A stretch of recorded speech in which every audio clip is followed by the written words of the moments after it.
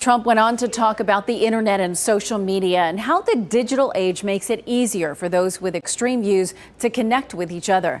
WRAL's Ken Smith spoke with a professor at UNC researching online extremism. She says it runs deeper than that. That extensive research into online extremism brought us here to UNC Chapel Hill and to Professor Alice Marwick.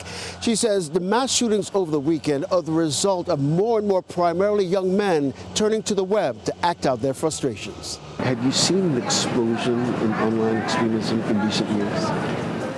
Online extremism has become a lot more visible. That visibility, Professor Marwick says, gives more and more seemingly radicalized people more online access to white nationalist views, opinions, and hate speech. Starting with the 2016 election, I think we've seen these issues of misinformation, disinformation, and fake news really go from the margins to the center. Based on her research, Professor Marwick says shutting down extremist websites like 8chan linked to El Paso and other shootings is far from a permanent solution.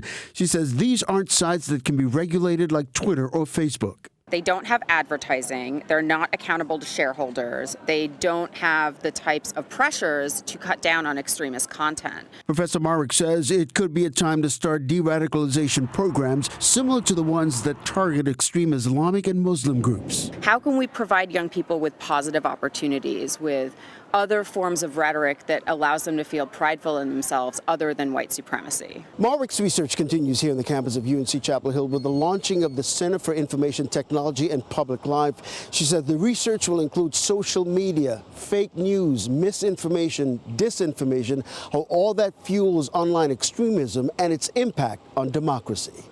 Ken Smith, WRAL News, Chapel Hill. Meanwhile, hate groups are growing in this country, and North Carolina is no exception. However, the population here has what some call a different focus. WRAL's Cullen Browder takes a deeper dive into the numbers.